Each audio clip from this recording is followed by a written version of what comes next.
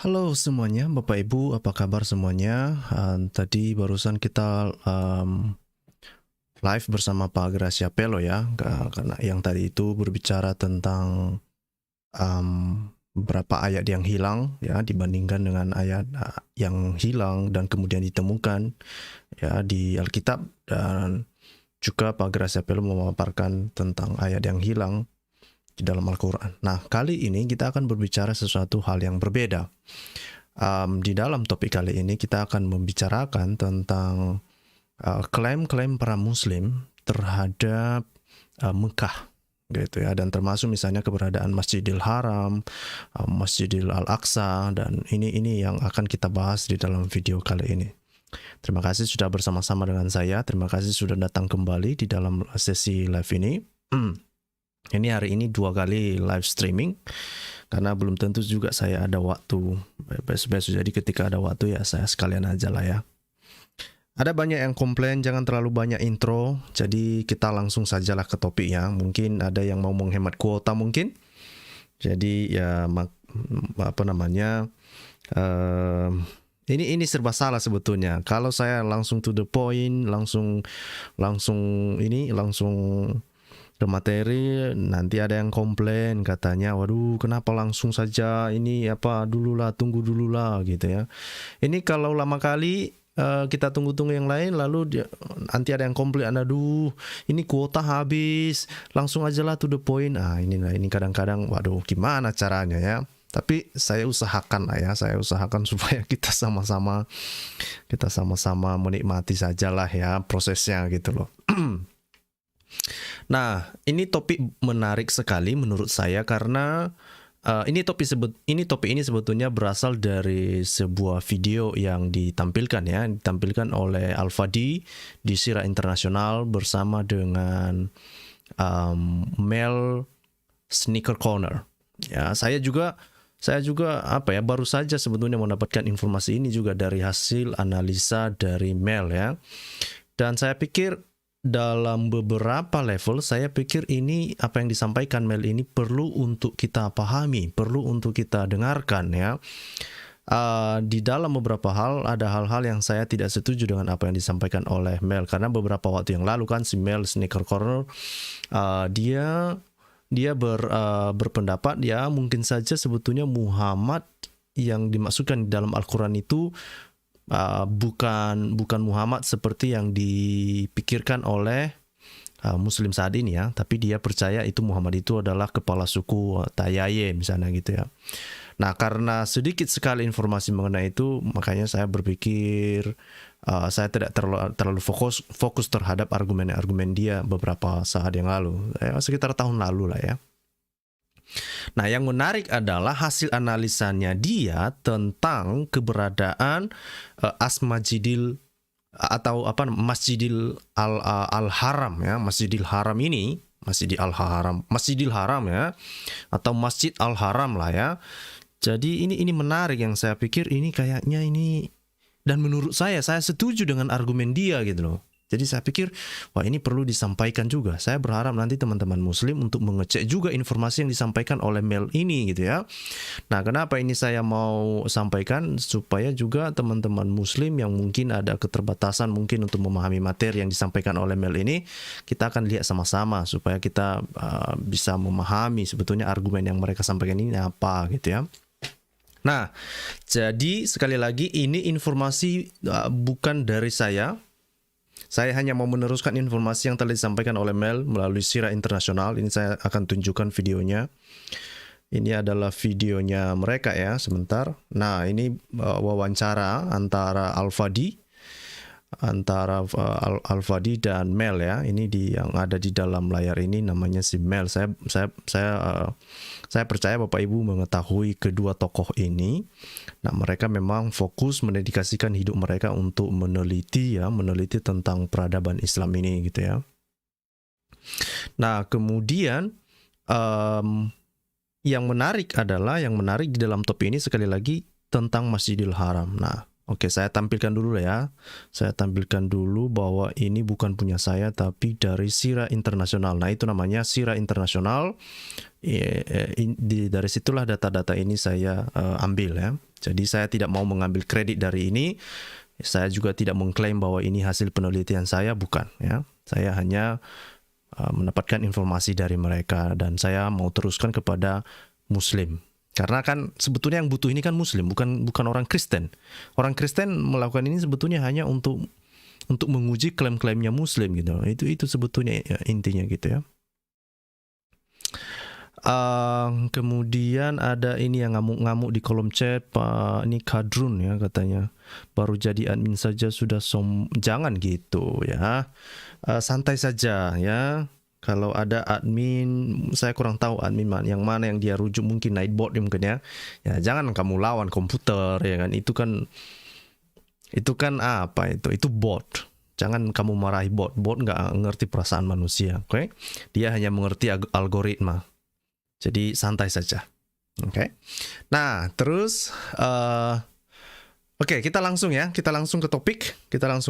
Jadi, apa yang mereka bicarakan ini saya sudah siapin slide-nya. Tetapi sebelum kita ke topik yang disampaikan oleh Mel itu, saya mau mengingatkan kepada teman-teman Muslim tentang klaim-klaim mereka juga. Dan bukan hanya klaimnya mereka, sebetulnya ini adalah klaimnya Muhammad melalui Al-Quran yang dipercaya oleh Muslim. Muhammad menerima pewahyuan dari Allah SWT. Nah, mari kita mulai dari klaim sejarah Mekah ya. Misalnya ini adalah klaim sejarah Mekah di mana ini saya akan tampilkan, dibilang bahwa Mekah itu di tempat di mana Adam dan Hawa itu diturunkan gitu ya. Kalau kita baca di dalam surah 7 ayat 22 misalnya. Nah, ini saya akan tunjukkan deh ya. Quran 7 ayat 20 berapa tadi? 7 ayat 24 ya. Nah, ini adalah surah 7 ayat 24. Saya akan tunjukkan dan kita akan lihat juga nanti beberapa tafsirnya ya. Nah, ini yang akan kita lihat bersama-sama. Oke. Oke, ini dia ya. Ini saya tampilkan dari situs Risalah Muslim. Dari ayat ini, dari Al-A'raf surah 7 ayat 24. Ini mari kita baca sama-sama dulu ya. Biar tidak ada dusta di antara kita lah kan gitu ya. Dan kita menghargai apa yang dipercayai oleh teman-teman Muslim gitu. Nah, apa yang dikatakan di dalam surah ini, Allah berfirman, turunlah kamu akan kamu akan saling bermusuhan satu sama lain. Bumi adalah tempat kediaman dan kesenanganmu sampai waktu yang telah ditentukan. Nah, di sini sudah dikasih keterangan ya, misalnya kalau kita lihat tabel di sini pun sudah dikasih tahu kemana mereka itu diturunkan gitu ya. Nah, itu kalau kita lihat tabel ini sudah dikasih tahu. Mana ini? Mana tabelnya? Tadi ada tabel. Oh, ini ada tabel ya. Jadi dibilang kalau kita baca di dalam ini nomor surah, katanya nama surah, kemudian Arabnya seperti apa, tempat yang tertinggi ya, kemudian tempat turun. Nah, ini perhatikan nih, tempat turun itu adalah Mekah. Jadi di dalam pandangan Muslim, Mekah itu adalah sesuatu tempat yang sangat kuno, yang sangat tua, yang sangat penting di dalam peradaban manusia. Kenapa? Karena itu adalah tempat di mana ya manusia pertama sekali itu dilemparkan ke bumi gitu ya. Dan bukan hanya Adam, Hawa juga di sana dilemparkan. Jadi harusnya tempat ini adalah menjadi sesuatu yang sangat tua, sangat penting di dalam peradaban Islam ya. Ini adalah iman mereka. Ya, kita hargai dong. Nah, pertanyaannya, bukan berarti ketika kita menghargai lalu kita percaya dengan ceritanya. Oh, tidaklah. Kita akan melihat apakah benar kisah seperti itu gitu ya.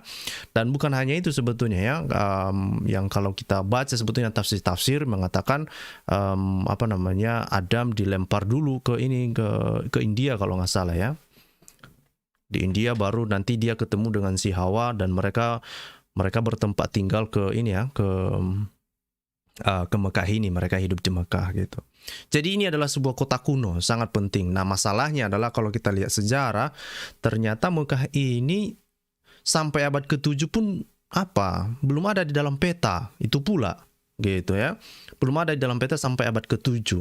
Nah, kalau di abad ke-7 saja pun tidak ada di dalam peta, sementara klaimnya Muslim bahwa Muhammad itu hidup di Mekah, Berarti hidupnya Muhammad dipertanyakan dong. Kan itu yang selalu saya tanya sama teman-teman muslim sebetulnya. Ya, kalau Mekah saja diragukan, bagaimana dengan Muhammad gitu ya. Nah, kalau Muhammad diragukan keberadaannya, ya bagaimana dengan Al-Quran gitu. Jadi ini semua saling terkait. Makanya saya pikir ini bukan untuk Kristen loh, ini untuk teman-teman muslim yang harus berpikir ulang ya, menganalisa dan berpikir ya apa yang sebenarnya sedang terjadi. Oke, nah kita lanjutkan tentang klaim-klaimnya mereka. Ini klaim juga mereka mengatakan bahwa Mekah itu di mana Abraham pernah tinggal di sana ya. Kemudian Abraham pernah menghancurkan beberapa patung-patung berhala di sana. Ini saya akan perbesarnya. Patung-patung berhala di sana dihancurkan oleh Abraham. Ya, itu yang bisa kita baca di dalam surah 27 ayat 51 sampai 71 gitu ya. Ini menarik ini Bapak Ibu ya. Kalau mungkin teman-teman Kristen mungkin mempertanyakan hal ini ya, kapanlah Abraham pernah ke Mekah gitu ya. Dan ketika kita tanya kepada Muslim, ada nggak buktinya? Ada nggak buktinya? Satu aja lah gitu. Ya nggak ada juga, sampai sekarang belum bisa mereka buktikan kan, kira-kira gitu ya. Bahkan beberapa waktu yang lalu Muhammad Ali mencoba untuk membuktikan itu Abraham itu ada indikasi menuju ke Arab Selatan ya gitu kan. Mungkin dia mau mengatakan itu mau ke Mekah gitu ya. Tapi sampai sekarang itu sesuatu hal yang belum pasti, belum bisa dipastikan, oke? Belum ada buktinya lah, baik secara arkeologi maupun secara historis itu tidak ada sejarahnya bahwa Abraham pernah ke Mekah, apalagi membangun Ka'bah. Nah, inilah topik ini sebetulnya terkait dengan terkait dengan Ka'bah, pembangunan Ka'bah, kemudian Ka'bah itu seperti apa? Apakah benar seperti yang diklaim oleh Al-Qur'an, diklaim oleh Muhammad melalui Al-Qur'an? Apakah sebetulnya Masjid Al-Haram itu sebetulnya di Mekah atau di tempat lain, ya? Dan kalau kita lihat ya secara singkat sebetulnya justru Masjid Al-Haram ini justru kalau kita lihat ciri khasnya seperti yang disampaikan oleh Mel itu jauh lebih dekat kalau itu merujuk ke Yerusalem, bukan di Mekah gitu ya. Nah, kemudian lagi Mekah ini begitu penting bagi Muslim karena kalau kita lihat ya, banyak klaim-klaim Muslim mengatakan bahwa Mekah itu adalah pusat perdagangan internasional ya, yang mempertemukan antara timur, barat, selatan, utara gitu ya. Dan bahkan mereka membangga-banggakan tentang teori yang teori Montgomery Watch ya. Dan ternyata itu sesuatu yang sudah dibantah ya beberapa waktu yang lalu ya. Jadi itu sebetulnya hanya klaim-klaim doang ya. Nah, jadi bukan hanya itu saja sebetulnya. Ini sekali lagi kita mau mengingatkan kepada teman-teman Muslim, bukan hanya itu saja ya. Muslim juga mengklaim bahwa Adam dan Hawa itu di sana itu meninggal di Gunung Abu Kubai ya, dekat-dekat Mekah gitu ya. Dan kemudian juga Hawa juga dikuburkan di sana gitu ya. Perhatikan itu peta di sana ya. Nah, itu Kubai itu di sekitar sini gitu ya, sekitar sini. Nah, kemudian mereka percaya bahwa Adam dan Eve itu ya dikuburkan di sana dekat Mekah gitu. Ini sebuah klaim yang luar biasa yang tentu saja berarti peradaban di dunia ini dimulai ya, peradaban dimulai dari Mekah gitu ya. Jauh lebih tua dari Mesopotamia, jauh lebih tua dari peradaban yang lain lah kira-kira gitu ya. Gitu, padahal kalau kita lihat perjalanan Abraham, dia itu kan dari kawasan Mesopotamia ya. Nah, ini kalau kita lihat di sini tentu saja kalau Adam diturunkan di Mekah, maka harusnya Mekah ini lebih tua dari Mesopotamia gitu. Lah, banyak bukti-bukti arkeologi yang bisa diperoleh dari peninggalan sejarah dari peradaban Mesopotamia misalnya. Tetapi kenapa peradaban Mekah ini kok nggak ada gitu? Masa nggak ada sih? Tapi klaimnya luar biasa gitu ya. Ini sesuatu yang menarik bagi teman-teman Muslim. Bukan hanya itu sebetulnya, ada klaim yang lebih ngeri nih. Misalnya ya, mereka juga mengatakan bahwa Ismail juga dikuburkan di Mekah gitu ya. Ya. dikuburkan di Mekah. Siapa lagi? Si Salih ya, si Salih ya. Dikatakan ini buyutnya si Hagar ya. Buyutnya si Hagar itu dikubur juga di Mekah gitu ya. Siapa lagi yang dikubur di Mekah ya? Hud ya, Hud, bukan Hud ya. Ini Hud ya. Nah, ini adalah cicitnya si Noah gitu ya. Itu juga meninggal di Mekah. Jadi, ini Mekah ini tempat yang sangat terkenal, yang sangat penting ini. Bukan hanya itu.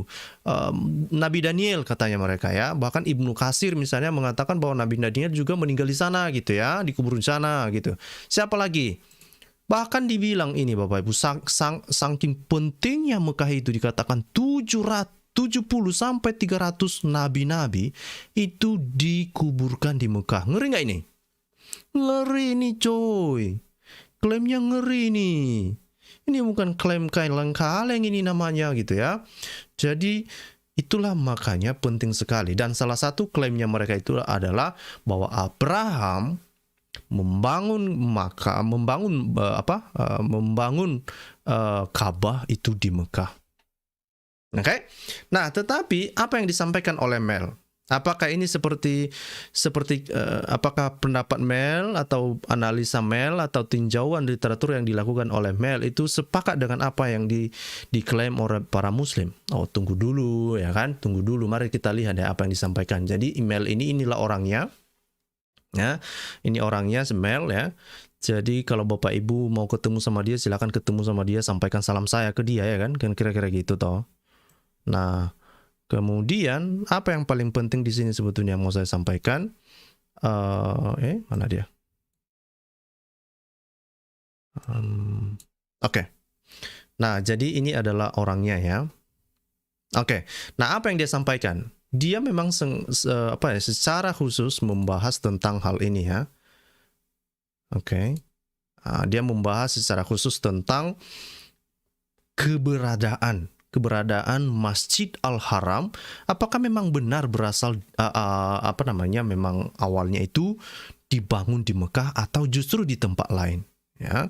Dan mereka menyebut ini sebagai The Jerusalem Thesis. Nah, menariknya kenapa saya tertarik mengulas ini sebetulnya karena Mel mencoba untuk membandingkan dan mengumpulkan kemudian melihat ya tinjauan literatur bukan hanya dari sumber-sumber Islami sendiri gitu ya.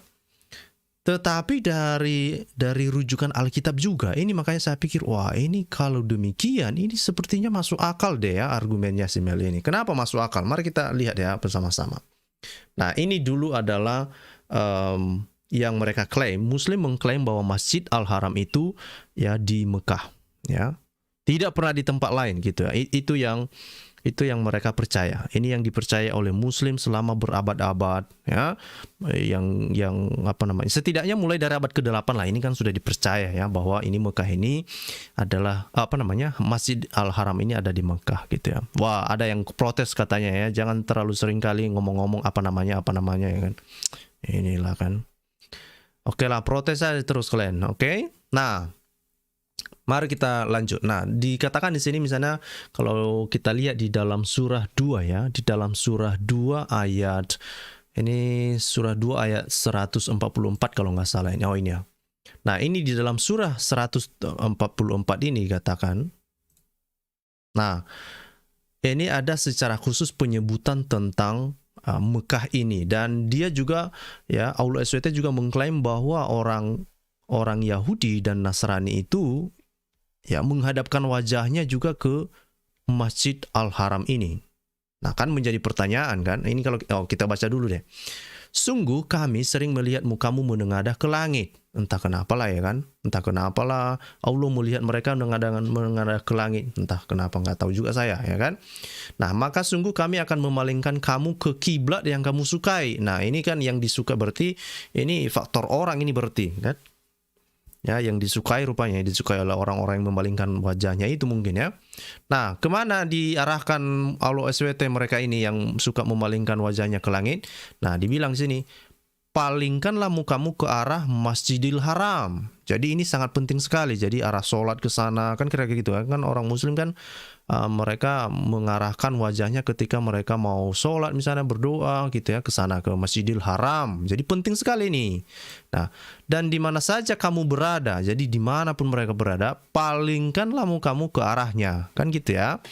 Nah kemudian dan sesungguhnya orang-orang ini lihatlah ini, Yahudi dan Nasrani yang diberi Alkitab, Taurat dan Injil memang mengetahui bahwa berpaling ke Masjidil Haram itu adalah benar dari Tuhannya. Nah, ini makanya saya sebetulnya tertarik juga membahas ini. Kenapa Al-Qur'an mengata-ngatai ya, sejak kapan orang Yahudi menangah kalau benar atau Masjid Al-Haram ini di Mekah, sejak kapan orang Yahudi dan Kristen ya berdoa menghadap Masjid Al-Haram ini?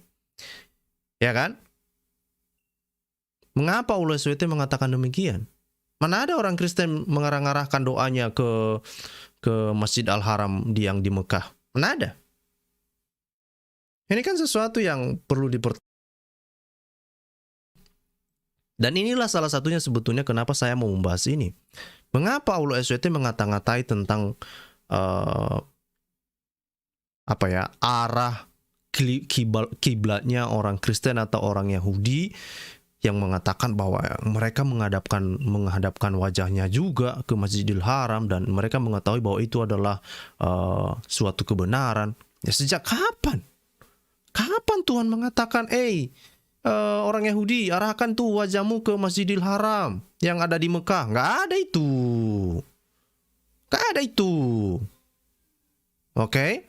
Nah, kemudian selanjutnya dibilang, dan Allah sekali-sekali tidak lengah dari apa yang mereka kerjakan. Oke? Jadi ini penting sekali. Makanya ini menjadi terkait terhadap iman Kristen, karena sekali lagi ini yang sebetulnya saya herankan dalam Al-Quran ini. Ngapain lu urus-urusi orang Kristen? Ngapain lu urusi orang Yahudi? Lu kenapa nggak fokus sama dirimu sendiri sih? Ini Aulo SWT ini sibuk kali dia ngurus-ngurus orang Kristen. Sibuk kali dia ngurus-ngurus orang Yahudi. Gara-gara orang Yahudi begini begono. Ya, mau ke mana pun kamu arahkan Muslim itu, paling-palingkan wajahnya, mau ke arah utara, mau ke arah kutub utara, kutub selatan.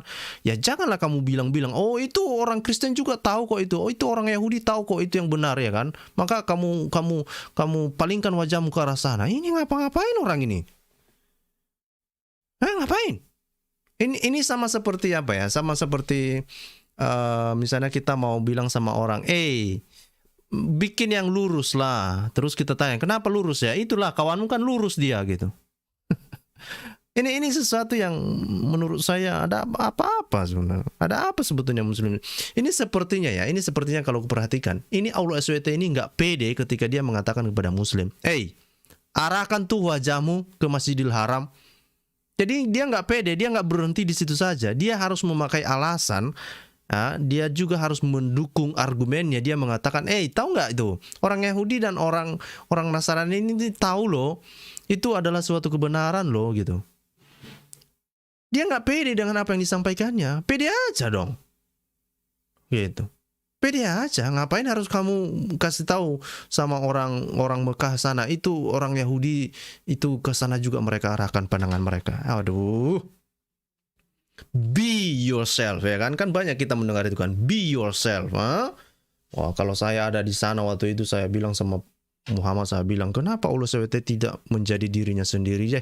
Ngapain lu bawa-bawa orang gitu? Sampaikan aja lu mau sampaikan ya dengan caramu gitu kan. Tapi ya nggak tahulah kenapa hal ini terjadi. Oke? Nah, jadi kita kembali ke materi. Nah, kemudian apa yang dikatakan, apa yang argumennya si Mel ini, dia mengatakan bahwa ya sebelum kita lebih jauh melihat itu, dia membawa sebuah argumen yang mengatakan bahwa Al-Quran itu tidak murni semuanya dari Muhammad. Ya, itu kalau saya tangkap apa yang disampaikannya ya. Dia justru lebih percaya bahwa yang menulis Al-Quran itu adalah si Umar. Mengapa? Ya, karena justru kalau dibaca dari literatur itu dibilang ya, on two occasions in the 7th century Arabs took part in the conquest of Jerusalem. Jadi di dalam atau pada abad ke-7 itu dikatakan ya, ada 2 kali peristiwa di mana Yerusalem itu pernah diambil alih ya, pernah diambil alih oleh orang-orang Arab, dan yang memimpin pengambil alihan itu adalah oleh si Umar ya. Oleh si Umar pada tahun 614 Masehi dan kemudian pada tahun 637 Masehi ya. Ini menarik juga ya, kalau kita baca beberapa hadis misalnya. Sebentar, saya matikan saja ininya ya. Oke. Saya matikan saja animasinya gitu. Oke. Nah, ini kalau kita lihat di dalam ini menarik ini Bapak Ibu. Ini menarik sekali. Makanya saya tertarik untuk membahasnya bersama dengan Bapak Ibu di sini. Oke.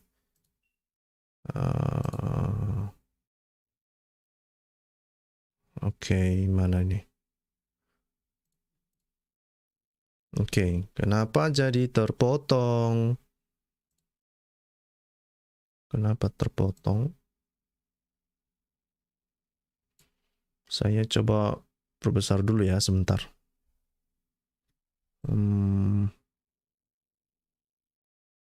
Oke. Nah, ini dia. Oke, saya pikir ini sudah cukup. Saya naikkan. Oke, saya lanjut ya. Jadi sekali lagi argumennya atau asumsi dari yang disampaikan oleh Mel ini adalah ya, setidaknya inilah hipotesisnya ya, bahwa memang yang menulis Al-Quran itu dikatakan dia menduga bahwa yang menulis Al-Quran itu bukan semuanya dari Muhammad, tetapi kontribusi Umar juga gitu ya. Dan sebetulnya kalau itu bisa ditelusuri ya, ada setidaknya ada hadis yang menjelaskan bahwa ada 3 ayat ya, ada 3 ayat yang berhubungan yang turun oleh karena perkataan Umar, misalnya tentang ayat hijab, kemudian arah kiblat, kemudian ada satu ayat lagi ya tentang kalau nggak salah ayat yang berhubungan dengan peristiwa menggosip lah ya antara Aisyah dan Hafsah gitu ya. Saya lupa itu ayatnya. Jadi ada 3 ayat memang kalau kita baca hadis itu turun gara-gara perkataan Umar gitu ya. Nah, ini menjadi sebuah alasan yang menarik juga dan perlu untuk dipertimbangkan. Dan faktanya bahwa yang memimpin perang atau yang memimpin pengambil alihan Yerusalem pada tahun 614 ataupun 637 ini kalau kita baca literatur itu adalah dipimpin oleh Umar gitu ya. Nah, kemudian yang menarik adalah dia berhipotesa juga bahwa sebetulnya Masjid Al-Haram itu justru itu merujuk kepada bukit Temple Mount. Temple Mount itu apa bahasa Indonesia sih? Temple Mount. Sebentar, saya cari dulu. Ini saya lupa pula mencari bahasa Indonesianya apa tadi. Temple Mount. Temple Mount. Apa bahasa Indonesianya itu? Gunung Candi. Itulah aja lah. Temple Mount. Nah, ini Temple Mount ini ya. Atau Gunung Moriah. Oh, Gunung Moriah rupanya. Bahasa Indonesia yang coba saya lihat mana ini bahasa Indonesianya. Temple Mount itu apa sih? Bukit Bait Suci, bait kota suci ya. Berada di kota Yerusalem. Nah, ini rupanya ya. Bukit Moriah ini rupanya ya. Nah, oke ya. Jadi kalau kita lihat di sini ya, Temple Mount ini ya, atau Temple Mount, kita kembali ke teks. Jadi dia mengatakan bahwa Masjid Al-Haram ini justru merujuk ke Bukit Moriah ya, atau Temple Mount ini, yang mana ya lokasi Temple Mount ini telah diambil alih ya, telah dikuasai oleh Umar juga ya.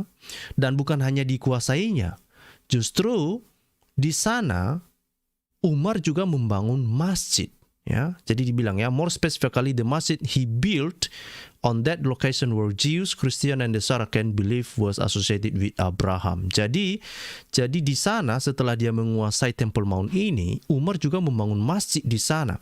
Dan Mel mengatakan ya, dia akan mempersiapkan juga materi karena ternyata bukan hanya satu masjid yang dia bangun di Temple Mount ini. Justru sekitar 3 atau 4 masjid sebetulnya dibangun di Temple Mount ini. Nah, ini adalah salah satu kenapa Mel sangat kuat hipotesisnya, dan itu kenapa juga menarik perhatian saya tentang topik mengenai Masjidil Haram ini ya, Masjidil Haram ini. Ya, Bukit Moriah ya. Atau Bukit Bait Suci. Ya.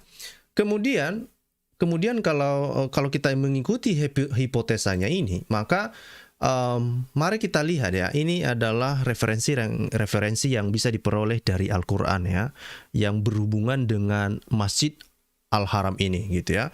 Nah, ini ya, kita harus shift dulu, kita harus pindahkan dulu pandangan kita. Sekarang kalau kita menyebut Masjid Al-Haram, maka jangan pikirkan Masjid Al-Haram yang ada di Mekah. Sekarang pikirkan tentang Masjid Al-Haram yang ada di Bukit Moriah gitu ya. Nah, kalau itu benar, maka itu ciri-ciri seperti yang disampaikan di dalam Al-Quran itu seperti disebutkan itu adalah rumahku atau rumah Tuhan lah ya. Kemudian itu sebuah rumah lah kira-kira gitu. Rumahnya siapa? Rumahnya Tuhan gitu ya. Itu banyak di dalam banyak ayat-ayat Al-Quran. Kemudian juga disebutkan dalam surah Al-Baqarah surah 3 ya, dibilang the station of Abraham atau tempat kediaman si Abraham misalnya ya. Kemudian ini lebih penting lagi, dikatakan bahwa itu adalah rumah kuno ya, rumah tertua lah ya. Itu ada di dalam surah 22 ayat 29. Kemudian itu dibilang rumah suci ya, di dalam surah 5 ayat 97. Kemudian ada disebutkan juga dengan Ka'bah ya, the cube. Nah, jadi ini nanti yang menarik juga. Ini yang menarik ya. Karena banyak Muslim, karena ketika mereka mendengar ini, ketika mereka mendengar bahwa Masjidil Haram itu bukan di Mekah tetapi di Bukit Moriah, lalu bagaimana dengan Ka'bah gitu ya, yang ada di dalamnya Takyub itu. Nah, ini menarik juga, makanya saya pikir tadi ini menarik. Ya, karena itu juga pertanyaan saya, bagaimana dengan Ka'bah, bagaimana dengan Safa dan Marwah gitu kan? Itu kan sesuatu yang sangat interlink ya. Makanya ini menarik sekali, dan dikatakan di sini the first house created for mankind at Baka. Jadi dikatakan bahwa itu tempat yang Bukit Moriah itu adalah tempat di mana tempat yang dibuat pertama sekali untuk manusia di Baka itu. Ya, nah Baka ini kan itu kan merujuk ke valley kalau kita baca ke lembah ya, ke lembah gitu. Nah, karena kalau kita melihat ciri-ciri Baka itu sendiri itu dikatakan di lembah. Nah, kalau kita lihat misalnya kalau itu merujuk kepada Baka yang ada di Mekah misalnya, maka justru ciri-ciri itu tidak cocok sama sekali ya. Memang ada argumen yang lain ya. Ada argumen yang lain misalnya kalau kita dengarkan Dan Gibson, dia mengatakan ya mungkin tempat itu di Petra gitu. Tetapi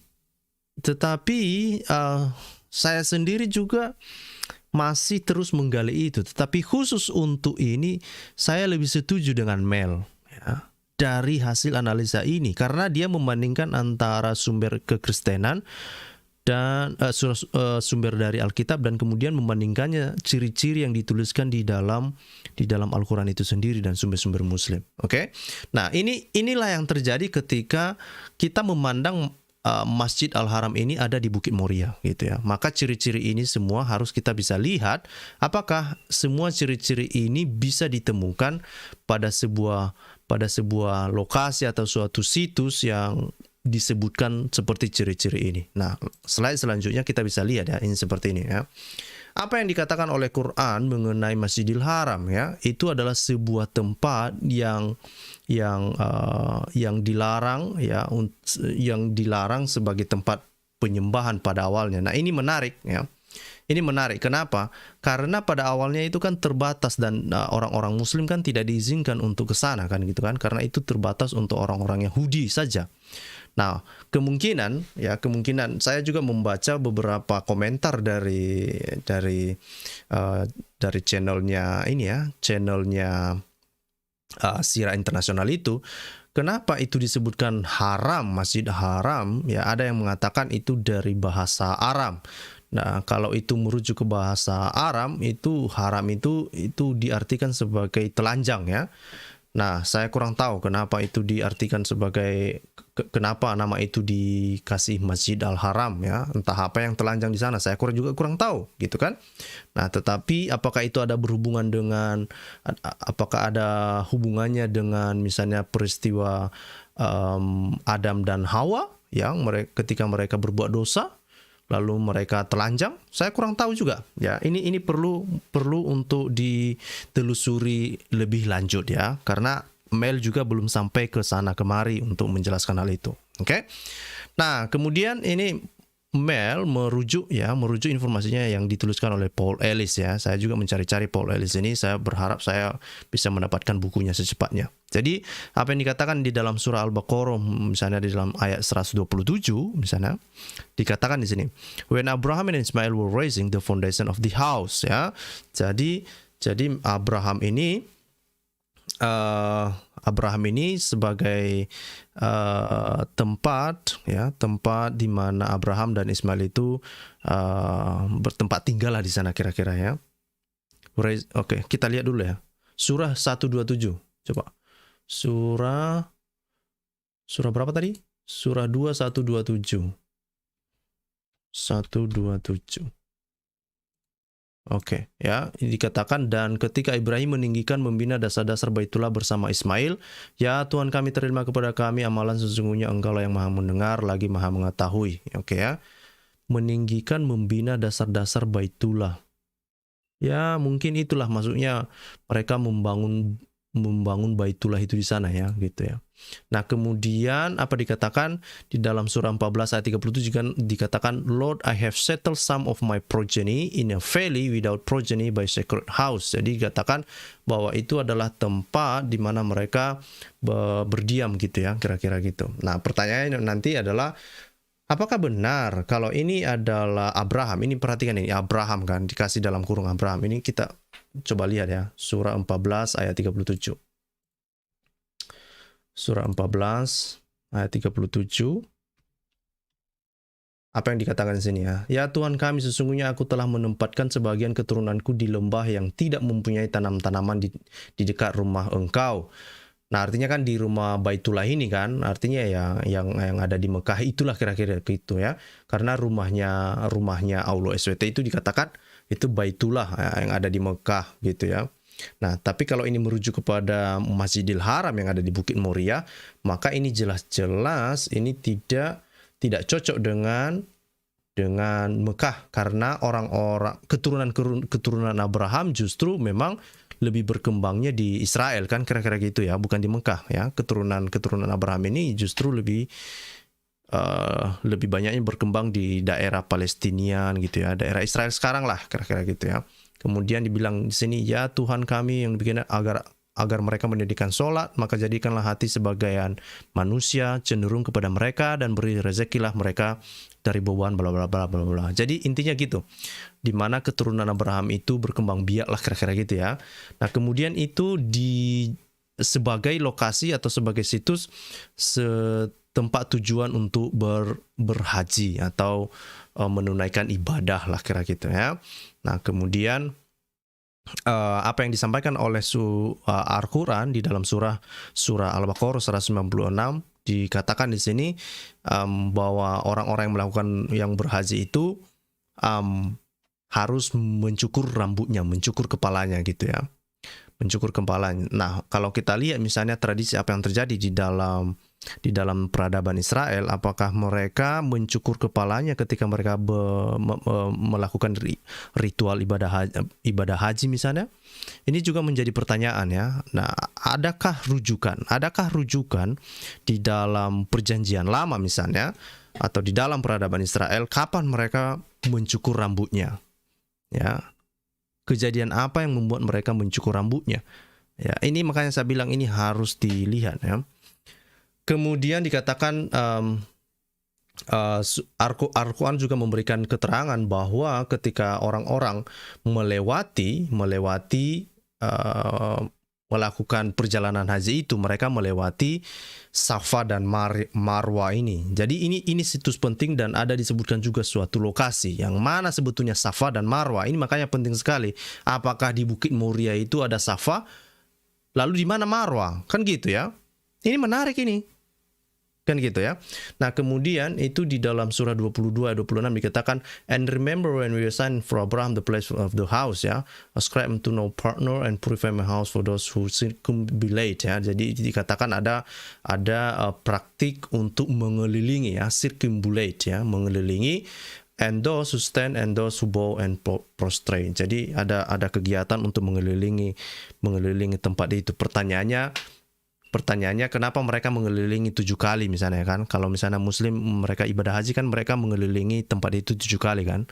Nah, apakah itu sebuah coincidence dengan misalnya kalau kita misalnya kejadian ketika ada peristiwa Israel mengelilingi suatu kota, lalu setelah mereka mengelilingi kota itu dalam 7 kali, ya, setelah selesai mereka mengelilingi 7 kota itu dengan 7 kali, lalu mereka meniupkan sangkakala, lalu kota itu menjadi hancur, ya, gitu. Nah, itu apakah kejadian-kejadian ini adalah sebuah kebetulan atau bagaimana? Nah, ini yang harus nanti kita lihat bersama-sama. Lalu kita akan melihat dari kejadian. Ini yang dikatakan ini adalah alasan yang pertama yang dikaitkan oleh Mel terhadap Abraham yang bisa dilihat dari Kejadian pasal 22 ayat 2 dan ayat 9. Dikatakan di sini bahwa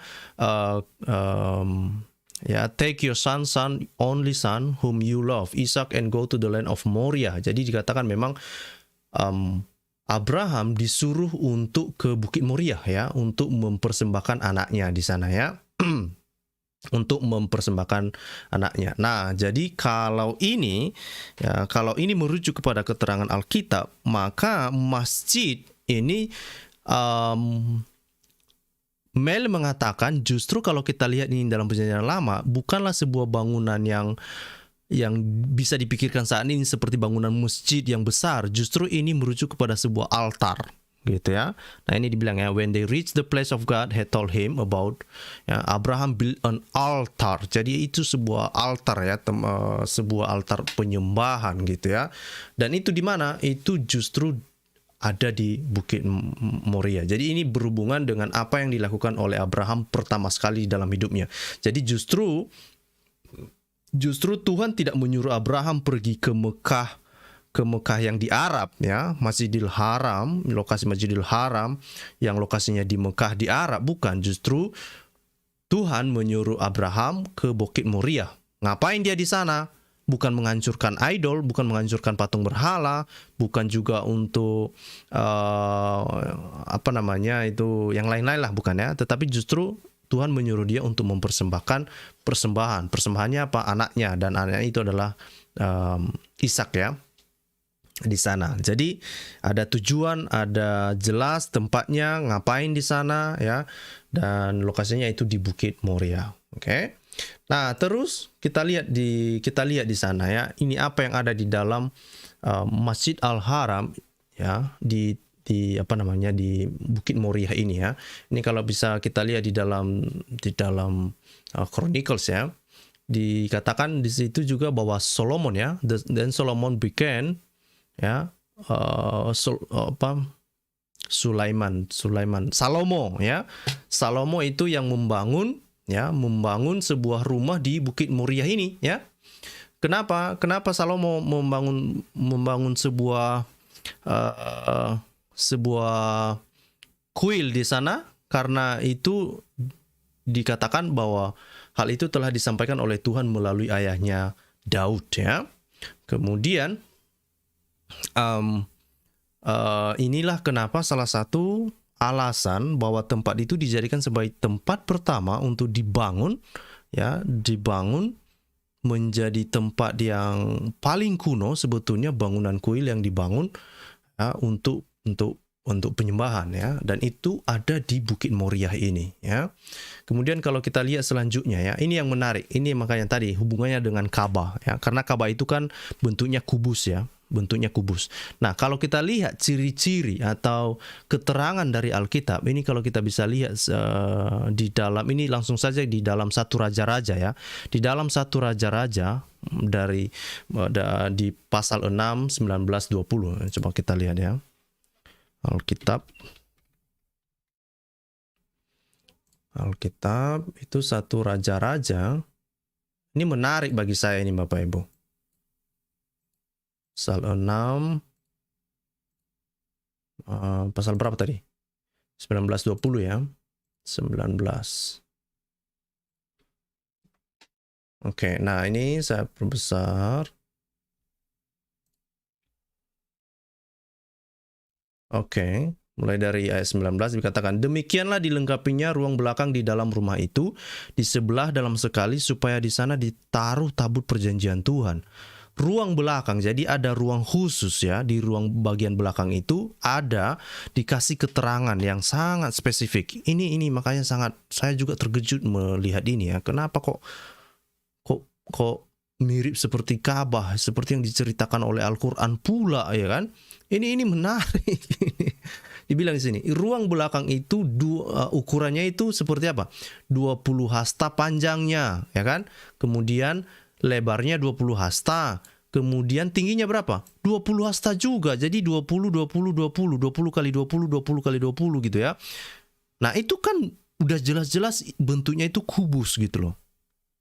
Sudah jelas-jelas itu bentuknya kubus. Nah, sementara kalau kita lihat keterangan Ka'bah misalnya, itu juga kubus. Kalau kita bisa lihat gambar Ka'bah misalnya di Mekah itu ya bentuknya kubus. Nah, pertanyaannya kenapa Ka'bah di Mekah itu bentuknya kubus? Sementara di dalam keterangan Alkitab ini justru itu adanya di Bukit Moriah gitu ya. Apa hubungannya dengan Masjid Al-Haram yang ada di Mekah nantinya?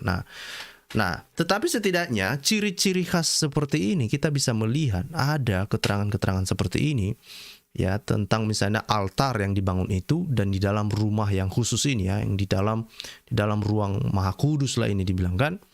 Nah, selanjutnya apa? Nah, dikatakan di sini juga bukan hanya satu tempat juga ya, ini di dalam 2 Chronicles ya. Sebentar ya. Saya cari dulu. Sebentar. Sebentar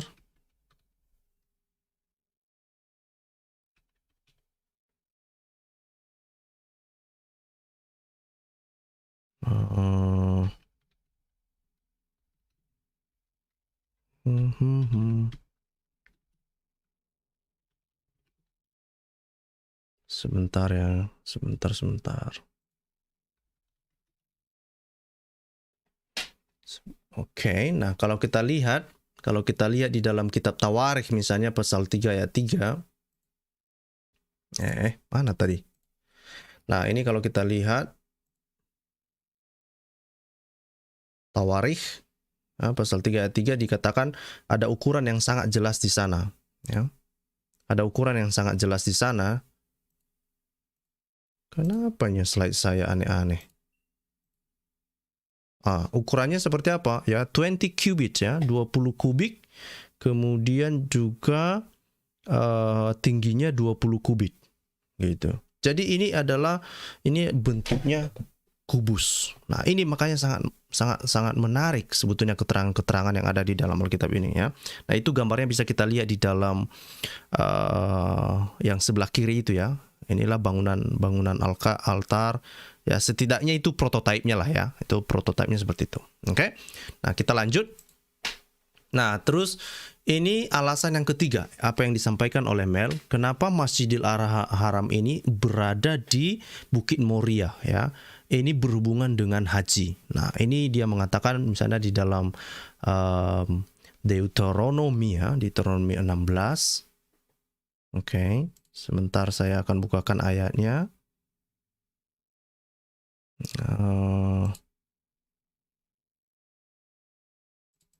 Oke.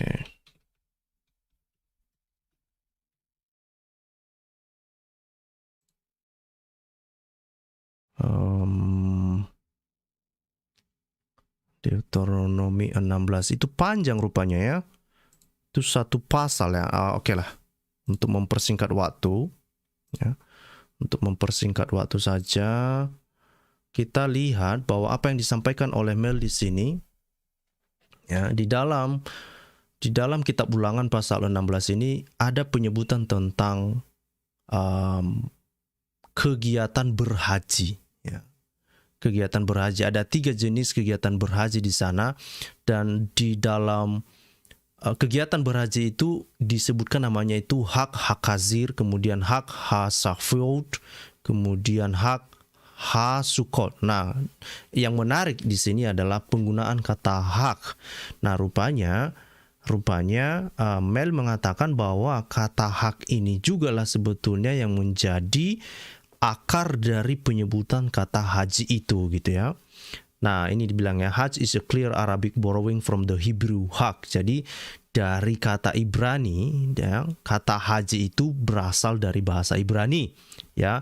Itu huruf K di dalam Ibrani itu menjadi atau berubah menjadi huruf C di dalam Arab ya. Nah, kemudian memang ada argumen dari si Odon Lafontaine yang mengatakan bahwa itu HJJ itu ya, Odon Lafontaine pernah menjelaskan itu, tetapi kalau kita lihat di sini, Mel justru lebih setuju kalau haji itu berasal dari bahasa Ibrani ya, bahasa Ibrani. Kalau kita lihat bahasa Odon Lafontaine kan lebih merujuk ke bahasa Aram ya, bahasa Siro-Aramaik ya. Tapi kalau ini sepertinya menarik karena ini hak, kemudian hajj ini kan sangat dekat ya. Nah, bukan hanya itu lagi ya, justru dikatakan misalnya kalau dikembangkan misalnya ya, ada penyebutan hagak ya. Nah, itu dikatakan a person who make a pilgrimage is called a hagak ya. Nah, kemudian dikatakan bahwa tiga praktik ibadah haji itu merujuk kepada suatu peristiwa ibadah haji yang disebut hak atau hajj, yang sebetulnya itu juga dilakukan oleh orang-orang Yahudi ya, di mana itu, di Bukit Moriah ini ya, di Bukit Moriah ini gitu. Ini menarik ini bagi saya gitu ya. Oke, jadi ada 3 jenis ya ibadah haji yang dilakukan oleh Yahudi. Jadi antara ibadah haji ya, antara ibadah haji yang dilakukan oleh Muslim yang saat ini, justru kalau kita lihat argumen ini bahwa ibadah haji ini sudah ada dilakukan oleh Yahudi, orang-orang Yahudi, dan bukan hanya satu jenis ibadah haji mereka, justru ada 3 jenis ibadah haji mereka. Ini menarik ini Bapak Ibu. Nah, sebenarnya ini menarik ya kalau kita lihat sebetulnya Muhammad sendiri juga di dalam beberapa hadis dikatakan Muhammad mengkopi-kopi lah ya, misalnya apa itu? Puasa misalnya dalam bentuk puasa lah, kan Muslim juga puasa tuh ya, sebelum puasa Ramadan kan ada puasa Asyura kan. Nah, puasa Asyura itu kan mereka meniru Yahudi kan ya, karena Yahudi melakukan puasa untuk mengingat tentang peristiwa orang Israel keluar dari Mesir, lalu Muhammad juga ya mengajarkan pengikutnya untuk melakukan puasa Asyura kan. Nah, tetapi karena itu terus dipertanyakan, lalu dibuatlah ada ini puasa Ramadan. Entah bagaimana lah puasa Ramadan itu bisa muncul.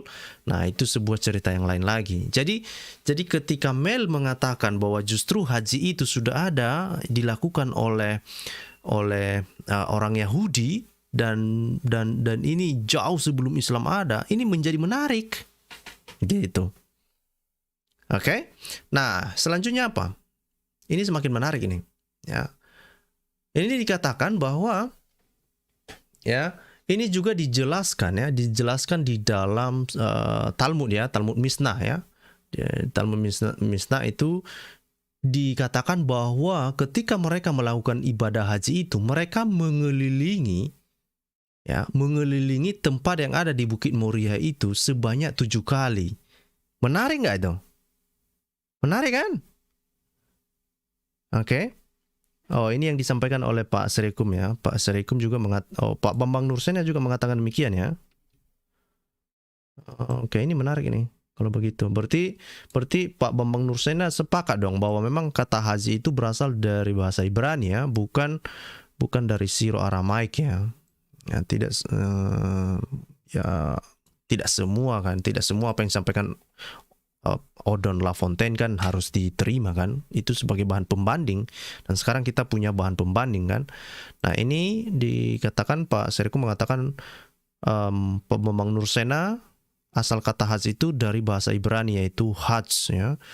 Sudah ada video beliau bedanya Yahudi berhaji itu naik ke atas karena di bukit, kalau Muslim berhaji ke lembah. Nah ini kan menarik ya. Jadi memang ini benar ya, ini informasinya benar ya.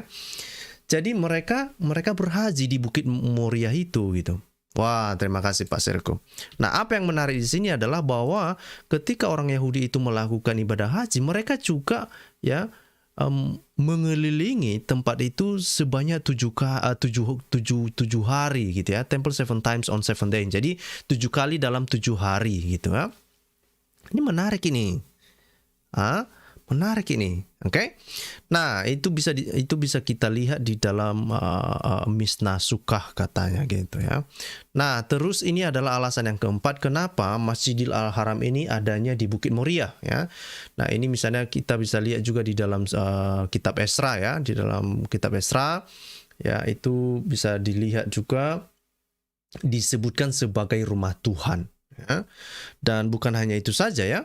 Yesus juga mengutip dan mengatakan itu ketika dia membersihkan bait Allah, dan dia mengatakan ada tertulis ya, rumahku adalah rumah tempat berdoa gitu ya, tetapi kamu menjadikannya sebagai sarang penyamun katanya gitu ya. Jadi bahkan Yesus sendiri merujuk tempat itu sebagai sebuah rumah doa ya, sebagai rumah doa. Ya, coba ingat-ingat apa yang diklaim oleh Al-Quran bahwa Masjidil Haram itu adalah sebagai rumah Tuhan juga. Nah, ini di dalam Alkitab, baik itu perjanjian, ini kan kitab Esra ini kan perjanjian lama tuh, ya, perjanjian lama tuh, ya, dan itu disebutkan sebagai rumah Tuhan. Dan juga Yesus mengatakan hal yang sama, ya. Yesus mengatakan, kalau nggak percaya ini Lukas 19 ayat 46 deh, saya akan bukakan ya. Lukas 19 ayat 46. Ya, mari kita lihat supaya kita ini sama-sama lihat ya bersama-sama. Ini Lukas 19 ayat 46 dikatakan ya, Yesus ini yang ngomong ini. Katanya kepada mereka, ada tertulis rumahku adalah rumah doa. Nah, rumah apa yang dia maksud itu ya, itulah ya, Temple Mount itu ya, tetapi kamu menjadikannya sarang penyamun gitu ya. Nah, inilah salah satunya. Kalau kita merujuk kepada sebuah lokasi yang disebutkan sebagai rumah Tuhan, yang mana apakah Masjidil Haram yang ada di Mekah atau justru Masjidil Haram yang sebetulnya itu adanya di Bukit Moriah gitu ya.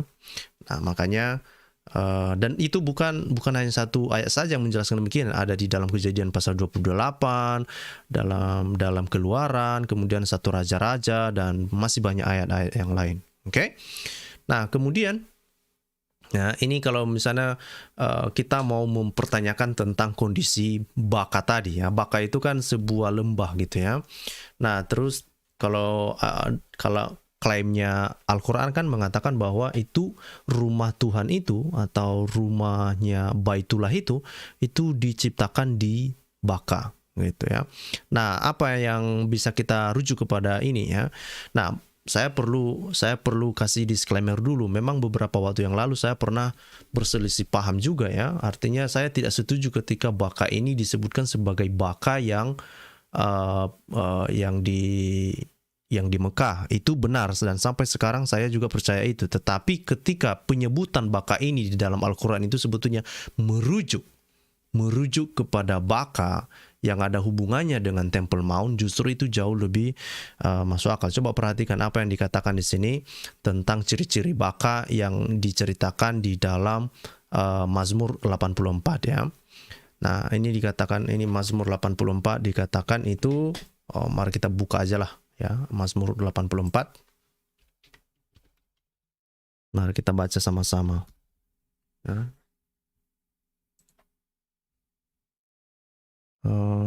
Oke. Hayo, hayo, hayo. Oke, ini Mazmur 84. Oke, saya perbesar. Apa yang ada di sini? Mari kita baca sama-sama. Oke. Ini di Simel mengambil dari ayat 1 sampai ayat 6. Oke. Nah, dikatakan di sini untuk pemimpin biduan menurut lagu.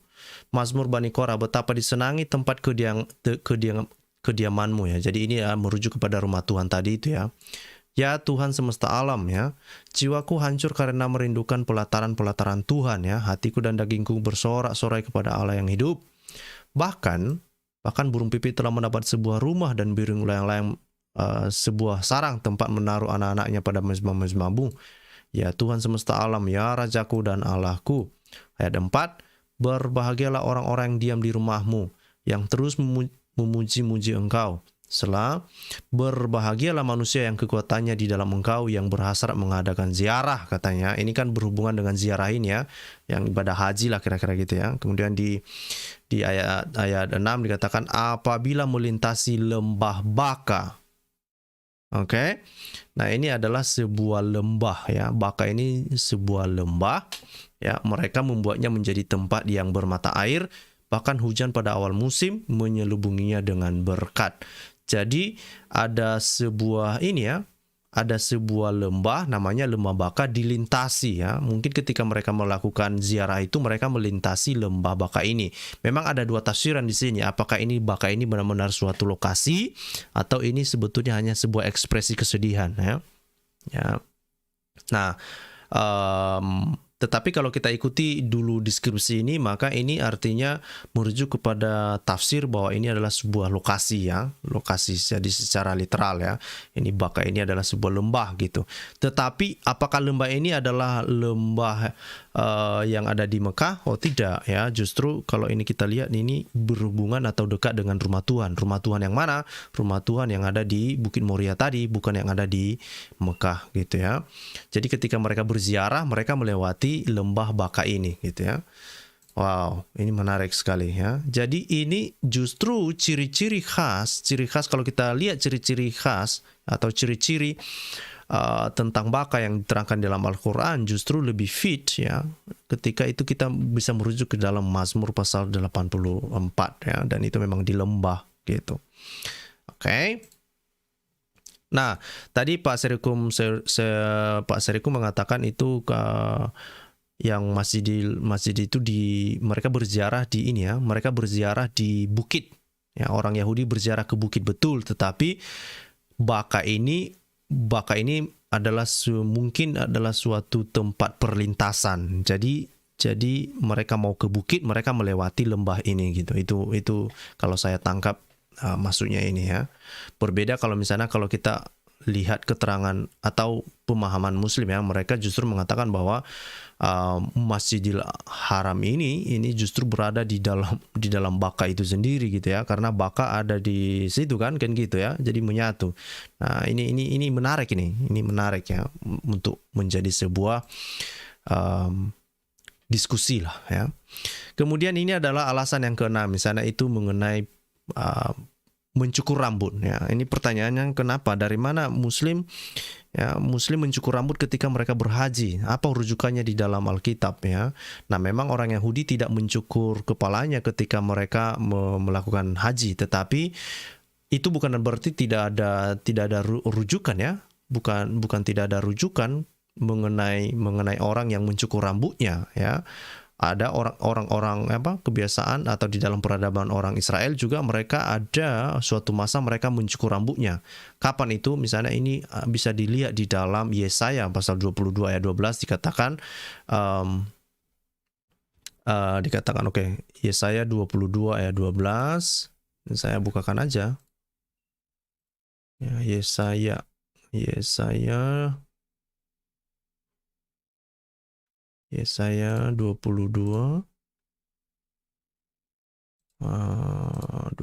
ayat 16. Oke. Nah, dikatakan ada apamu dan siapapun di sini, maka engkau menggali kubur bagimu di sini, hai yang menggali kuburnya di tempat tinggi yang memahat ini ayatnya. Oh, 22 ayat 12. Ayat 12. Oke. Nah, apa yang bisa kita baca di sini? Katakan pada waktu itu Tuhan semesta alam menyuruh orang menangis dan meratap dengan menggundul kepala dan melilitkan kain kabung, ya. Jadi ketika mereka mau berkabung, ya, ini sepertinya dalam masa kesedihan mungkin, ya, atau mungkin masa pertobatan mungkin, ya. Kalau coba kita lihat konteksnya apa itu. Ini konteksnya apa sih? Ya, tentang Sebna dan Eliakim, ya. Yang 12 mana ini?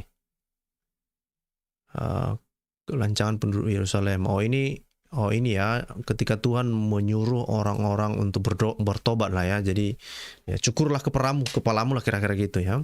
Oke. Jadi bukan berarti tidak ada literatur, justru ada di dalam Perjanjian Lama, ada literatur atau ada rujukan yang mana orang-orang Israel juga disuruh untuk menggunduli kepalanya ketika mereka disuruh bertobat lah, kira-kira, untuk menangisi kesalahannya mungkin, kan gitu kan. Ini sepertinya meratap dengan menggundul kepala dan melilitkan kain kabung, ya. Nah, terus selanjutnya apa? Ya.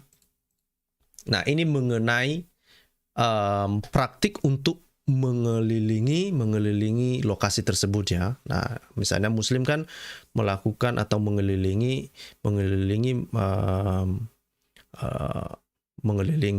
Ka'bah itu, kan, mengelilingi Ka'bah itu sebanyak 7 kali, kan. Nah, apa yang terjadi di Bukit Moria itu juga ada suatu lokasi, kalau diperhatikan di situ, itu adalah gambarnya, ya, Bapak Ibu. Nah, ini gambarnya. Nah, itu tempat ini ternyata di bagian dalamnya itu, ya, ada atau bangunan ini dibuat untuk memang dirancang untuk dikelilingi. Coba lihat bulatannya, gitu, ya. Itu tempat ini dirancang untuk bisa dikelilingi, gitu, ya. Nah, ini yang terjadi ada di Dome of the Rock itu, ya.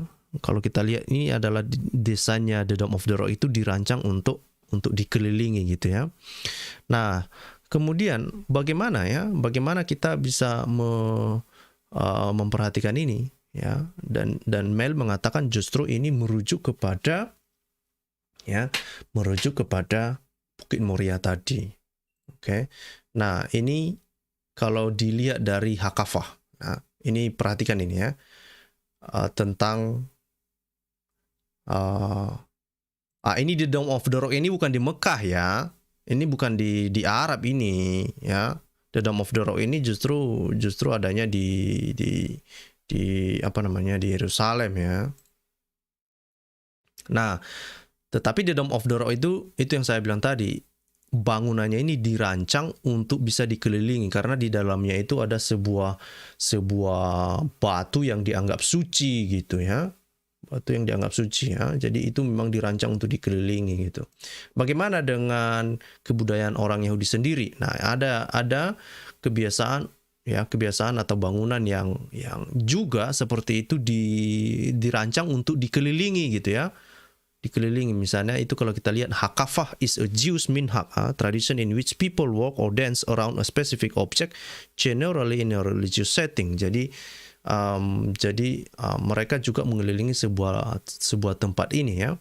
Nah, ini katakan, this spot on Temple Mount, the exact location of the Holy of Holies was where the Ark of the Covenant was once kept. Jadi dikatakan bahwa di Bukit Moria itu ada suatu lokasi yang sangat mirip, ya, dan di mana, ya, tempat itu juga dikatakan ditemukan, ya, tempat itu dikelilingi, yang mana yang dikelilingi itu ada sebuah objek, ya, dan objeknya itu adalah tabut Tuhan, gitu, ya. The Ark of the Covenant, ya, tabut Tuhan, gitu, dimana tabut Tuhan itu pernah ditaruh di situ, kan.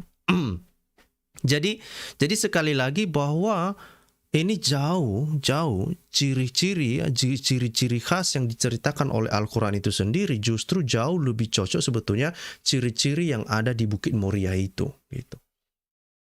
Ngeri ini ya.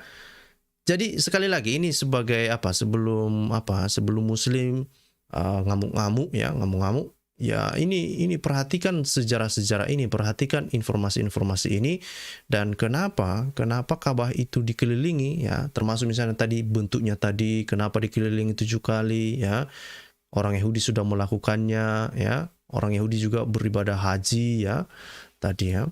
Nah selanjutnya apa? Ini juga misalnya kalau kita lihat peristiwa Hakafah ini ya, ini dikatakan bahwa Hakafah adalah sebuah simbol tentang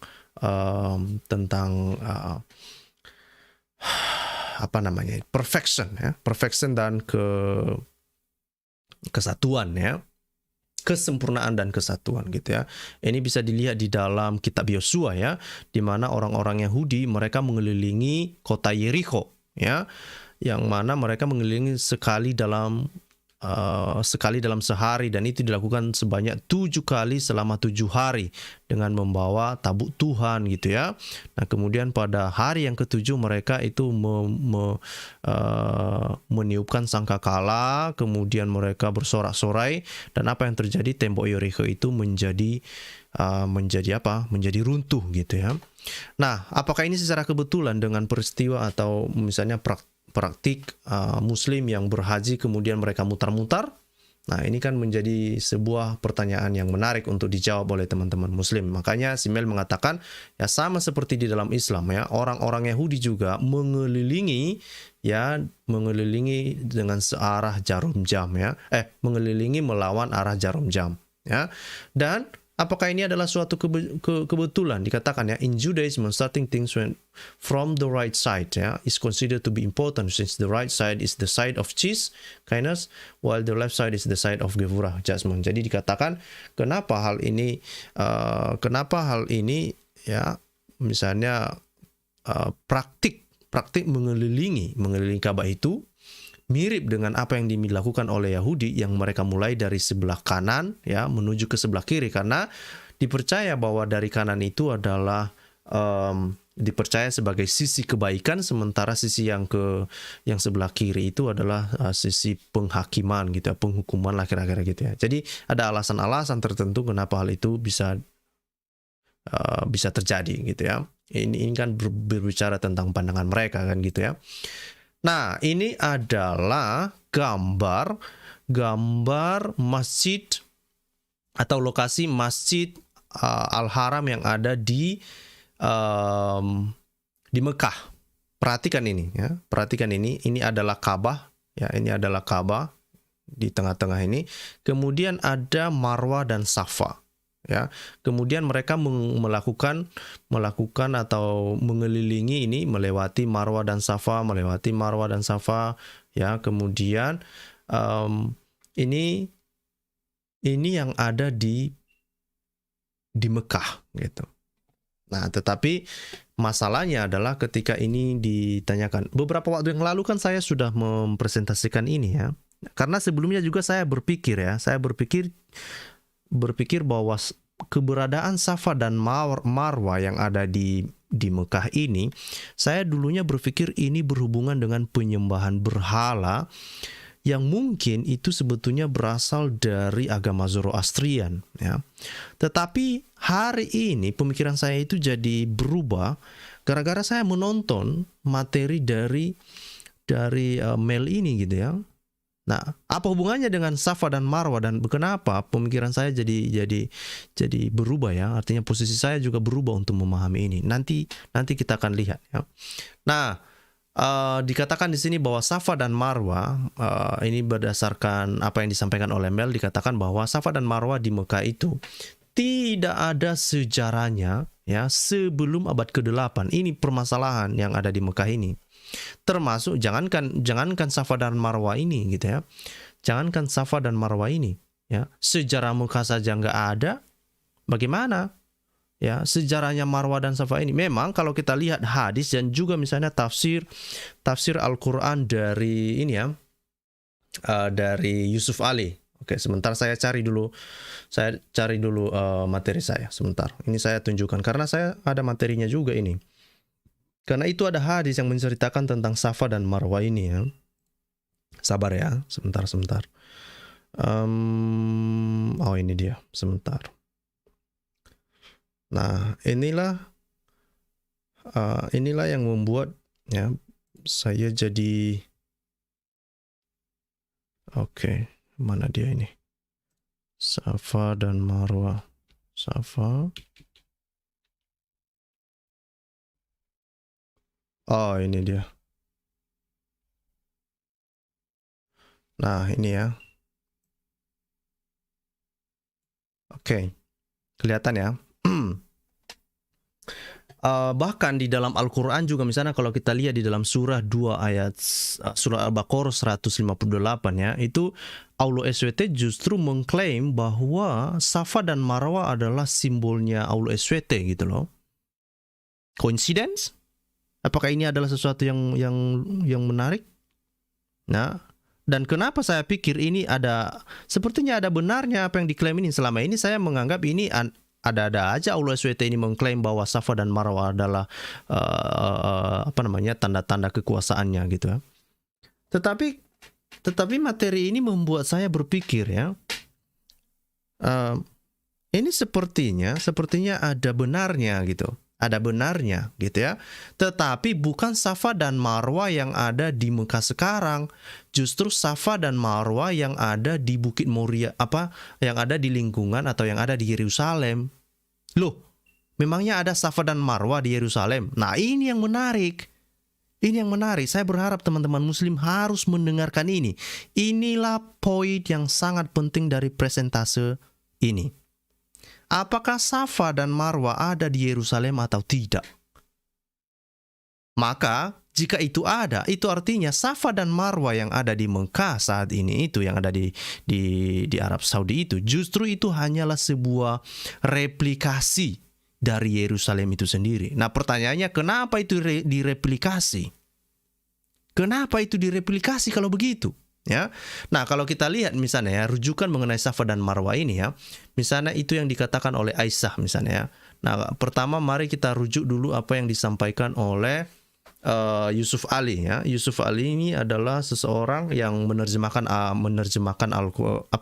yang memberikan komentar terhadap Al-Qur'an ya.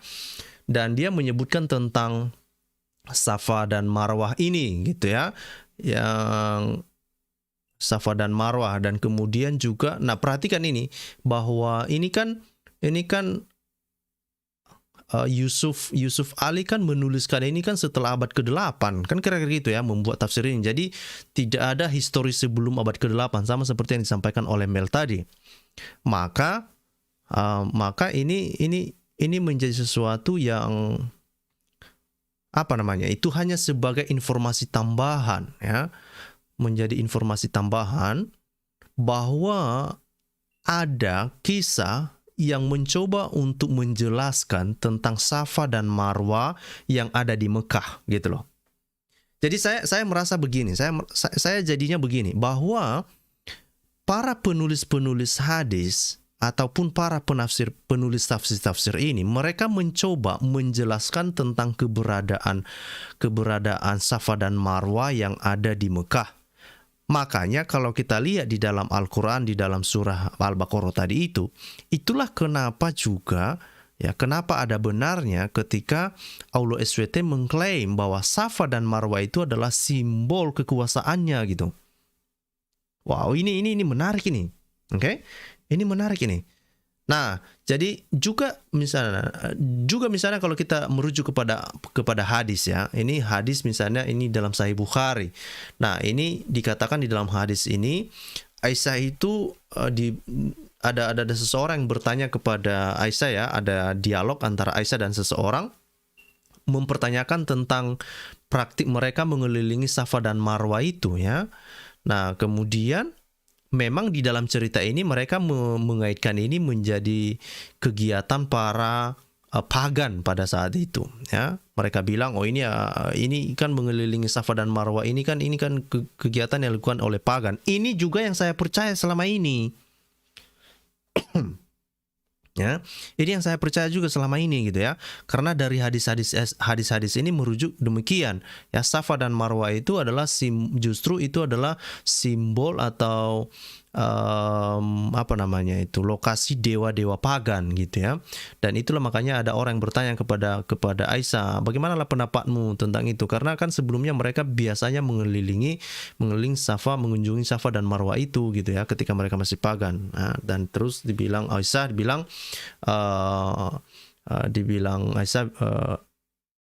itu sudah ada ayat yang turun ya.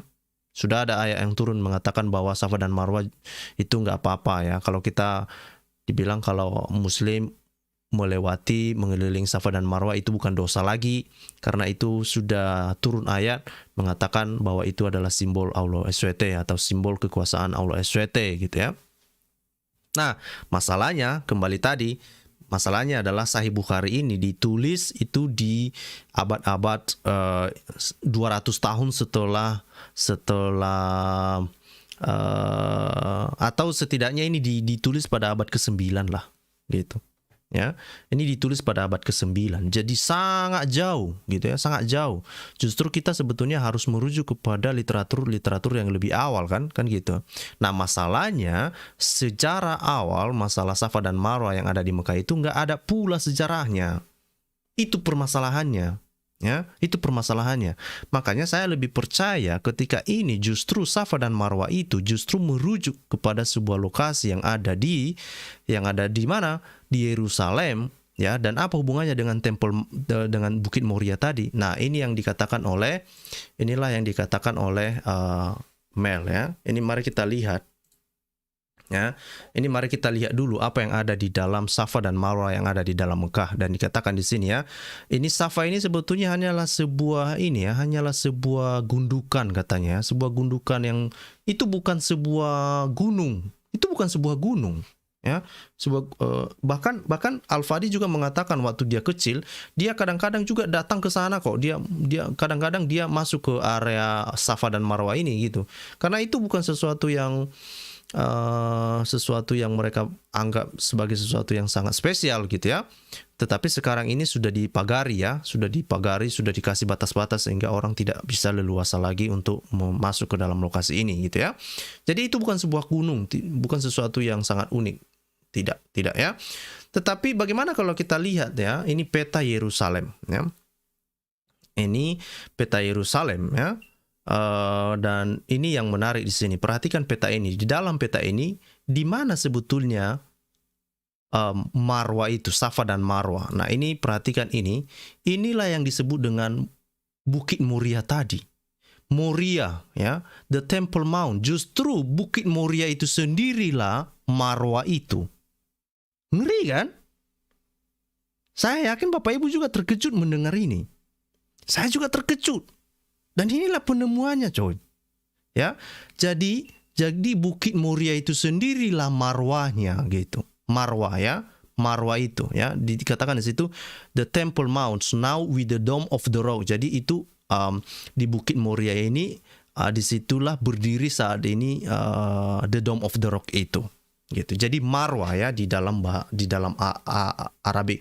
Sebetulnya kalau kita coba ya, sambil kita dengarkan itu Marwah, Moria, itu kan mirip-mirip lah ya. Mungkin entah gimana lah mereka menyebutkan di dalam bahasa Arab. Tetapi saya bisa dapat feel-nya ketika kita, Moria, Marwah, Moria, Marwah, Moria, Marwah. Itu kan sangat dekat menurut saya secara pelafalan ya. Itu feeling saya lah ya. Nah, itu juga yang membuat saya berpikir, ini betul juga ya. Nah, terus kalau kita lihat, apalagi yang menarik di sini. Ini ada di sebelah kanan ini dibilang Mount Scopus. Nah, ternyata di dalam tulisan Flavius Josephus ya mengatakan itu 2000 tahun bilanglah ribuan tahun jauh sebelum Islam ada, bahwa Bukit Scopus ini disebutkan sebagai Safa. Jadi Safa inilah Safa dan Marwah, Marwah Safa, Safa dan Marwah. Ini adanya di Yerusalem. Wow. Saya juga terkejut mendengar ini. Ya, saya terkejut mendengar ini. Nah, pertanyaannya bagaimana dengan lembah Baka tadi? Bagaimana dengan lembah Baka? Karena ya kalau kita lihat keterangan Quran dikatakan Baka itu adalah di lembah. Sama juga seperti keterangan di dalam Mazmur. Ya, itu Baka itu artinya lembah Baka, lembah. Gitu ya. Nah, ini yang menarik di sini. Perhatikan ini. Inilah yang dilewati ini. Ini dia. Ya, mereka melewati ini. Jadi mereka melewati lembah Baka. Ya, Kedron Valley ya. Ya, Valley of Decision, Valley of the Jehovah. Nah, menariknya adalah ada sebuah lembah di sini, Valley Jehoshaphat ini tidak ditemukan di dalam Al-Qur'an. Nah, tetapi yang menarik adalah bahwa ya ini disebutkan sebagai Valley of Gehenna. Ya. Di dalam Al-Qur'an, Valley of Gehenna ini justru disebutkan sebagai ya Jahanam, ya Jahanam ya. Nah, Jahanam ini banyak sekali disebutkan di dalam Al-Qur'an. Jauh lebih banyak disebutkan daripada penyebutan nama Mekah itu sendiri. Kata Mekah hanya disebutkan sekali saja di dalam Al-Qur'an. Cuma sekali. Ini menarik ini Bapak Ibu. Saya wow. Ini kayaknya ini akan menjadi sebuah temuan yang luar biasa. Nah, ini adalah situs yang baru ya. Maksudnya ini peta yang baru kalau kita perhatikan sekarang. Nah, bagaimana dengan peta yang lama? Ini adalah peta yang lama yang dia tampilkan ya. Ini dia ya. Ini ada yang Marwah tadi ya. Nah, ini ada tempelnya ya. Nah, ini adalah lembah yang dilewati ini gitu. Wah, ini yang saya pikir Muslim perlu berpikir ulang. Jadi apa hubungannya dengan bukit Apa hubungannya dengan masjid Al-Haram yang ada di Mekah?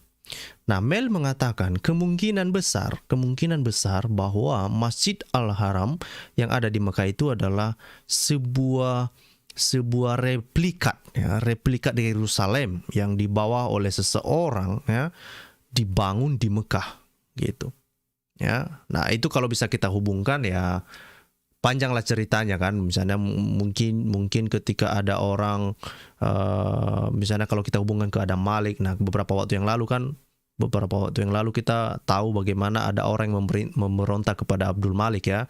Siapa yang memberontak itu? Namanya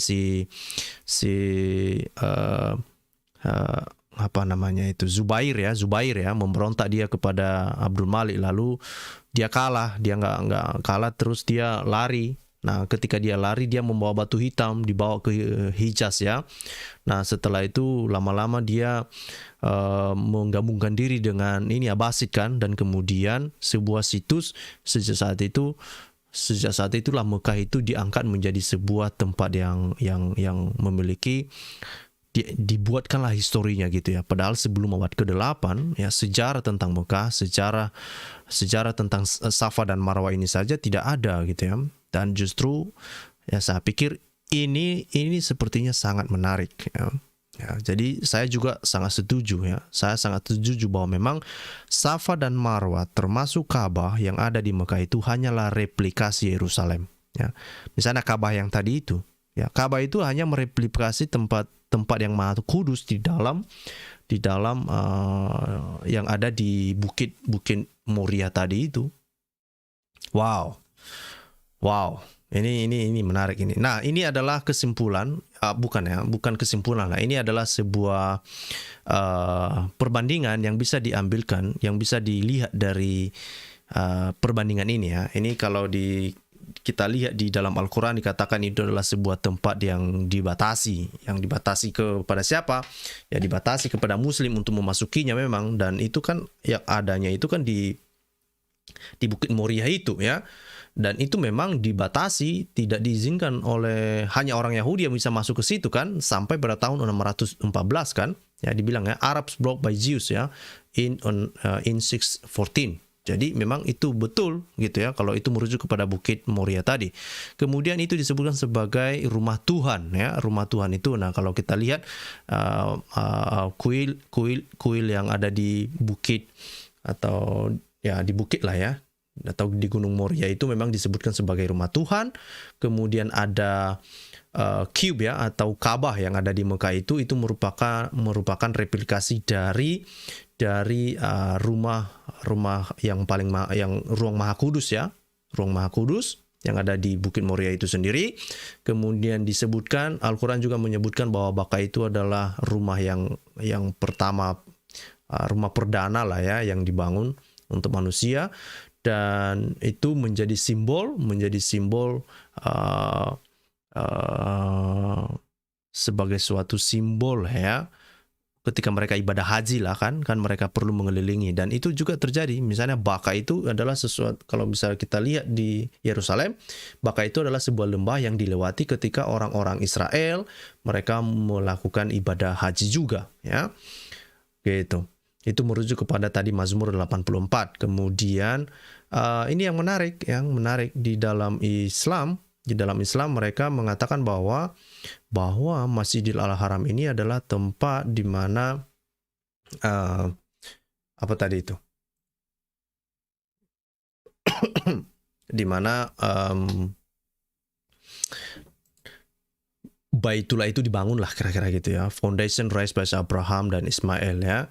Kemudian yang dibangun oleh Abraham dan Ismail. Nah kemudian kalau kita merujuk kepada Bukit Moria, justru yang dibangun oleh Abraham itu adalah sebuah altar yang ada di Bukit Moria ya, untuk mempersembahkan si Ishak gitu. Nah kemudian kalau kita lihat lagi merujuk kepada keterangan Al-Quran mengatakan bahwa keturunan Abraham itu berkembang biak di daerah sekitar itu ya, di daerah sekitar Bukit Moria itu. Nah kalau kita lihat justru memang itu Yerusalem adalah kota orang Yahudi kan gitu. Yang jelas lah keturunan dari Abraham itu memang berkembangnya di sana gitu. Nah kemudian ini menjadi tujuan ya, Al-Quran mengatakan juga bahwa itu salah satu tujuan tempat untuk melakukan ibadah haji ya, ziarah gitu ya. Nah dan itu kita sudah tahu tadi perbandingan, misalnya di dalam tradisi orang Yahudi mereka juga melakukan ibadah haji 3 kali. Ada 3 jenis ya, 3 jenis haji yang dimiliki oleh orang Yahudi, dan itu merujuk kepada kuil tadi itu ya. Gitu. Kemudian ada penyembahan ya, ada persembahan lah, ada penyembahan binatang ya. Ya kita sudah tahu ketika mereka Islam melakukan ibadah haji juga ada penyembahan, ada korban binatang ya. Nah di sini juga kalau kita lihat juga ada juga korban binatang juga kalau kita lihat di dalam tradisi Yahudi ya.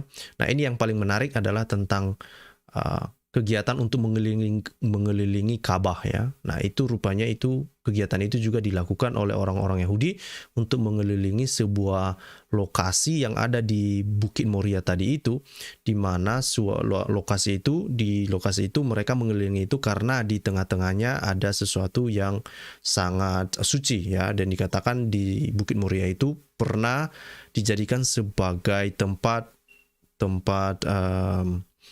apa tadi itu, the Ark of the Covenant, apa bahasa Indonesia tadi lupa, tabut perjanjian gitu, tabut perjanjian. Dan yang terakhir adalah mengenai Marwah dan Safa gitu ya. Dan justru Marwah dan Safa itu adalah berada di Yerusalem seperti yang kita lihat tadi di peta. Nah, jadi inilah informasi yang sangat penting sebetulnya ya, yang menurut saya pantas kalau kita merujuk ya, kalau kita lihat tadi di ayat Al-Quran, sebentar ya, pantaslah kenapa Allah SWT itu mengklaim ya, sebentar mana ya,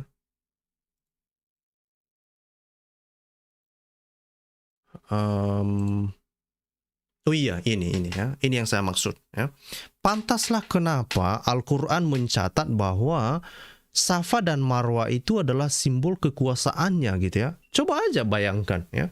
Sekarang hilangkan dulu dalam pandangan Bapak Ibu bahwa Allah atau Tuhan yang dirujuk di dalam surat itu bukanlah Allah SWT ya, tetapi Tuhannya orang Israel.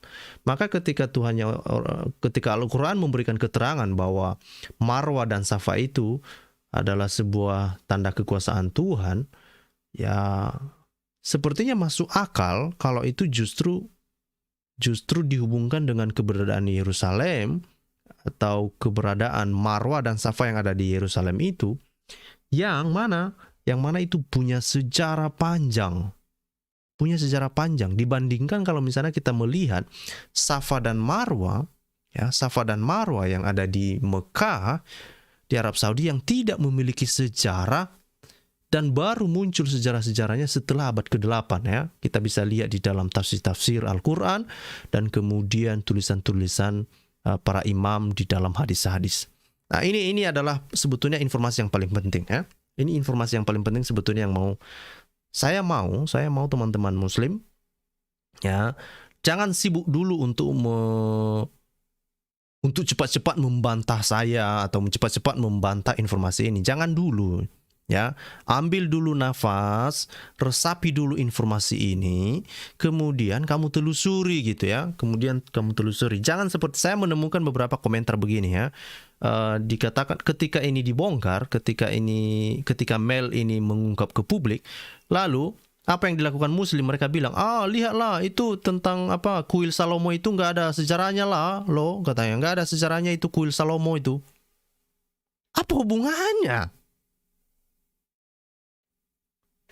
Ini yang dibahas tentang Safa dan Marwa, ini yang dibahas tentang Masjid Al-Haram, yang dibahas kuil Salomo gitu. Jangan begitu ya. Saya berharap muslim, teman-teman muslim, mencoba untuk mendengarkan dulu, dengarkan baik-baik, pelan-pelan, pelajari.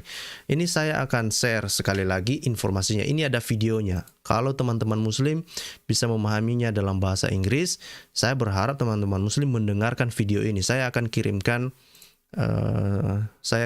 linknya di live chat. Oke. Ini linknya. Oke. Silakan cek sendiri, tonton sendiri, aktifkan terjemahannya gitu. Aktifkan terjemahannya supaya teman-teman muslim bisa mendengarkan. Bagi orang Kristen ini nggak penting loh, betul. Karena Safa dan Marwa berada di Yerusalem ataupun di Mekah, itu nggak ngaruh loh, betul, dengan iman saya gitu loh. Bahwa Yesus yang menyelamatkan saya, ya, mau ada di mana Safa dan Marwa itu masalahmu, karena Allah SWT yang mengklaim itu gitu. Gitu ya. Justru ini sangat berguna bagi imanmu. Silakan mengecek video itu, dengarkan baik-baik ya. Jangan kedepankan emosi, jangan kedepankan dulu masalah perasaan. Hilangkan dulu deh perasaanmu ya. Perasaan disimpan dulu, nanti dengarkan baik-baik sambil kamu cek semua informasi-informasi yang disampaikan. Tentu informasi, ya namanya informasi, ini kan tinjauan literatur kan, tinjauan arkeologi, ya, literatur arkeologi, tinjauan literatur historis, kemudian geografi. Ini yang ditunjukkan oleh para ilmuwan ini, dan justru teman-teman muslim harus bersyukur kepada mereka ini yang mencoba untuk membantu teman-teman muslim memahami sejarah Islam itu sendiri. Jangan bilang, ini kalian membenci Islam, kalian membenci Al-Quran, membenci Muhammad, membenci Allah SWT. Bukan itu. Awalnya ini kan klaimnya kalian gitu ya. Ingat lagi kembali klaim-klaim kalian bahwa Adam diturunkan di mana? Diturunkan di Mekah. Ya kan? Nabi-nabi di mana dikuburkan? Dikuburkan juga di Mekah. 70 sampai 300 nabi di mana dikuburkan? Di Mekah. Itu artinya kan Mekah itu sangat luar biasa kan, penting sekali. Terus klaimnya apa lagi? Abraham itu pernah ke Mekah.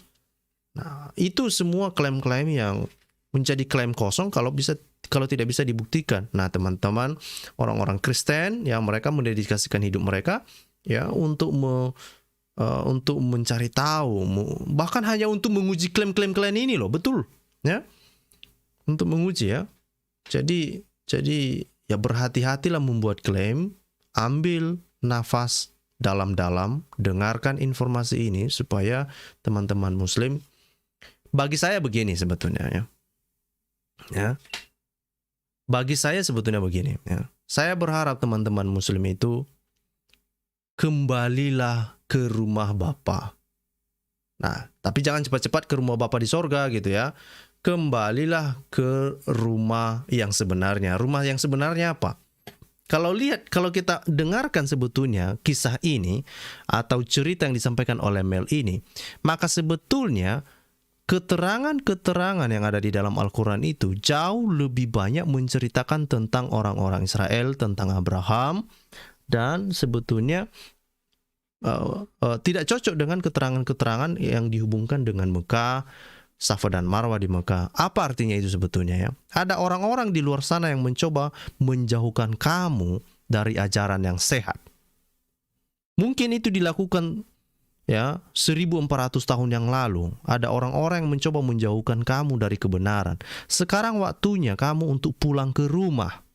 Pulang ke rumah mana? Ya, ke dalam kebenaran.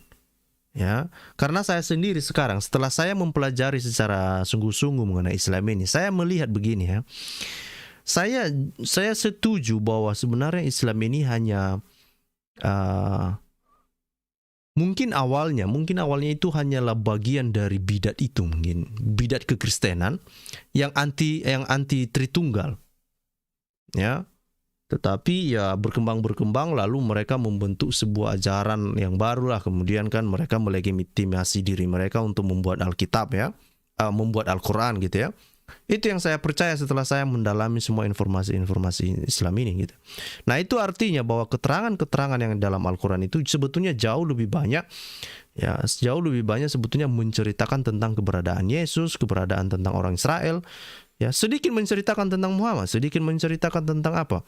Memang ada bumbu-bumbu lah. Kalau kita misalnya lihat misalnya surat Tahrim misalnya, ya itu memang dipercaya dikhususkan untuk Muhammad ya. Karena ada disebutkan di sana mengenai Muhammad kan.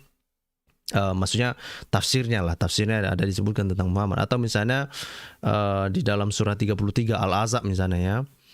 Surat 33 itu juga ada yang secara khusus disebutkan tentang Muhammad. Tetapi ya kisah-kisah yang lain itu jauh lebih banyak menceritakan sebetulnya tentang hal-hal yang baik yang saya percaya itu diambil dari ajaran kekristenan ya. Makanya saya percaya sekali itu banyak teks-teks itu atau ajaran-ajaran Islam ini berasal dari kekristenan. Nah, lebih dekatnya itu memang dari kekristenan Syria ya. Ya, mungkin tulisan-tulisan itu seperti yang pernah kita bahas sebelumnya, mungkin dari liturgi-liturgi orang Kristen gitu ya.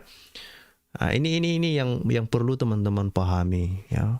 Ambil napas, ambil waktu untuk berpikir, mengevaluasi semua informasi-informasi ini. Dan saya berharap teman-teman kembalilah ke rumah ya, kembalilah ke kebenaran yang sebenarnya. Ya. Ada orang-orang di luar sana yang menyembunyikan informasi-informasi seperti ini terhadapmu. Ya. Kalau Safa dan Marwah saja mereka mampu mengelabui itu. Ya, sementara Marwah dan Safa itu sebenarnya ada di Yerusalem. Lalu apalagi yang bisa mereka tipu tentang hal-hal ini terhadapmu? Kan gitu ya. Kalau Safa dan Marwah saja itu sebetulnya hanya replika dari Yerusalem. Lalu kamu menyibukkan seumur hidupmu untuk datang ke replika itu. Sementara ada yang lebih asli.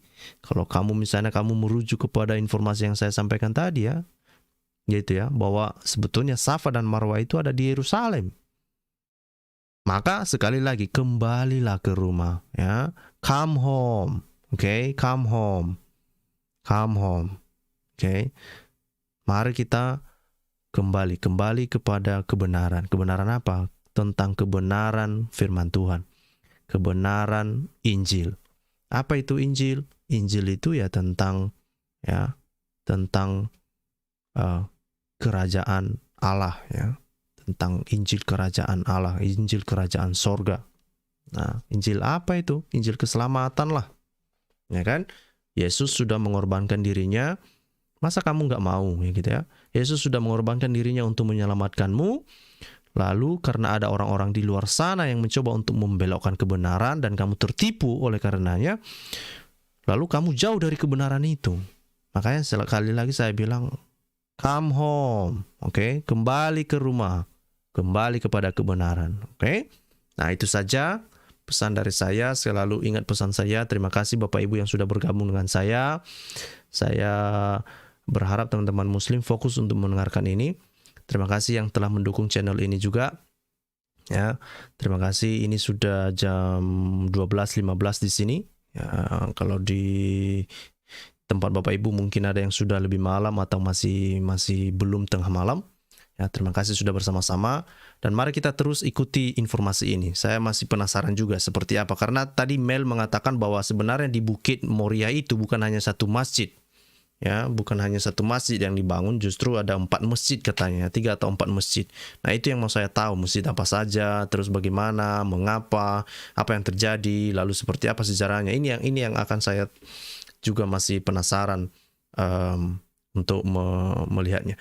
Nah, kemudian sebetulnya kendala yang lain adalah karena yang fokus untuk meneliti tentang peradaban Islam ini adalah orang-orang Jerman pada saat ini ya, yang sudah sedikit lebih maju mengetahui tentang dunia Islam. Masalahnya, penelitian-penelitian orang-orang Jerman itu dipublikasikan di dalam bahasa Jerman pula. Ya, masih sedikit yang tersedia di dalam bahasa Inggris. Nah, ini juga menjadi sebuah kendala.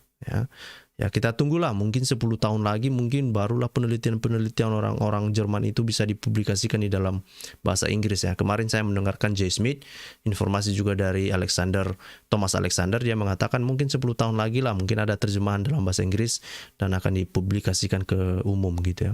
Nah, ini menarik ya. Mari kita tunggulah ya. Dan sampai jumpa untuk topik-topik yang lain. Selamat malam, selamat beristirahat, Tuhan Yesus memberkati.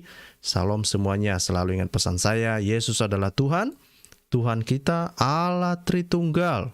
Yang lain itu niru-niru. Itu saja, salam semuanya.